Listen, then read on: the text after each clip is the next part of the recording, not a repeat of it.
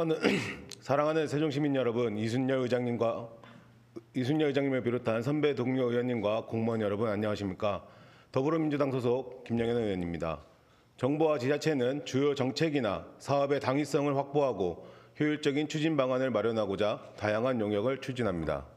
용역은 이후 대규모 예산이 수반되는 점에서 그 기능이 매우 중요하지만 안타깝게도 우리시 용역관리는 상당한 보완이 필요해 대책 마련을 촉구하고자 합니다. 우리시는 지난 4년간 총 215건의 연구 용역을 완료했으며 한 해 평균 60억 원씩 총 240억 원의 예산을 투입했습니다. 용역은 사전에 심의위원회를 통한 의결 절차를 거치게 되는데 총 25명의 위원 중 과반을 넘는 당연직은 참석률이 높은 반면 외부 위촉직의 참석은 매우 저조하여 외부위원으로서 의결권 행사가 무의미했습니다. 그럼에도 제출된 위촉직 위원들의 용역비 재검토 의견에 대해 예산을 적정 수준으로 줄이라는 의견은 외면하고 예산이 적다는 의견만 반영하며 선택적 수용을 통해 용역비를 임의로 올렸습니다. 더욱이 이미 의결된 용역을 한 달 사이 시장님의 지시로 3배 증액한 예산안으로 다시 의결하는 등 입맛에 맞도록 사전심사를 진행했습니다. 용역 계약자에게 관대한 계약은 관례입니까?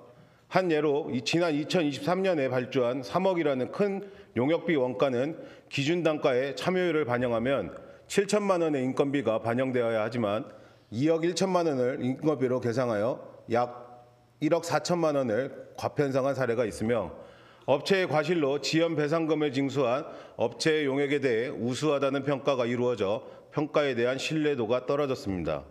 또 다른 문제는 용역관리 조례에 따라 외부 전문가를 지정하여 완료 후 3개월 이내에 평가를 실시하고 지체 없이 내용과 평가 결과를 공개해야 하지만 평가를 실시하지 않은 용역은 18건이며 48건은 공개도 하지 않았습니다.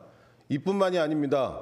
전체 용역의 37.2%가 수의계약으로 진행됐으며 10억 원의 용역을 특별한 사유 없이 수의로 계약하고 수의 사유가 아닌 경우도 25건으로 제출됐습니다. 심지어 85억 원을 들여 진행한 46건의 용역은 활용 결과를 확인할 수 없었습니다.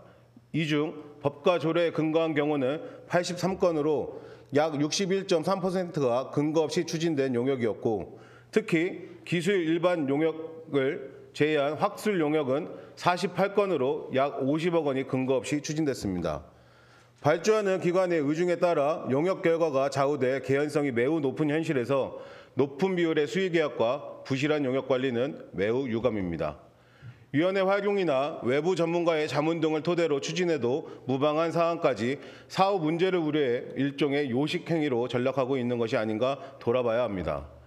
줄줄 새는 용역비 관리는 허술한데 우리 아이들을 위한 어린이 도서관 예산은 삭감하는 행정이 과연 아동 친화 도시인지 묻고 싶습니다.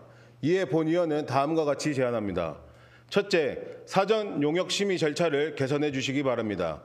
위원회 운영 시 외부위원은 출석위원 가반에 해당될 수 있도록 하고 한 번 의결한 용역에 대한 재심의 시 명백한 서류를 작성하여 제출토록 해주기 바랍니다. 또한 위원회 의견에 따라 용역비를 증감하는 경우 출석위원 가반 이상이 찬성한 경우로 한정해 줄 것을 요청드립니다. 둘째, 수의계약에 대한 철저한 관리와 예산 절감 방안을 마련해 주시기 바랍니다. 용역 발주를 위해 작성된 예정 가격을 세밀히 점검하고 연구의 공정성을 위해 가능한 공개 경쟁으로 진행되어야 합니다.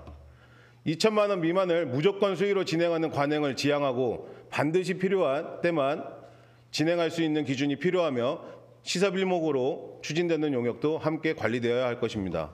끝으로 사후관리 책임제도를 분명히 해주시기 바랍니다. 소관부서에 맡기는 평가제도를 개선하고 평가 및 용역은 완료 즉시 공개하며 과실이 있거나 성과가 부실한 업체 등에 대한 신속한 부서 공유가 이루어져야 할 것입니다. 용역이 기관의 면피수단이 되지 않기를 바랍니다. 우리에게는 훌륭한 결과물로 능력을 보여준 시민과 공무원들이 있습니다. 젊은 감각이 역량 있는 공무원들이 능력을 발휘할 수 있는 구조가 되길 바랍니다. 재정 악화 속 효율적인 용역 관리로 예산이 절감되기를 희망하며 발언을 마치겠습니다. 경청해 주셔서 감사합니다.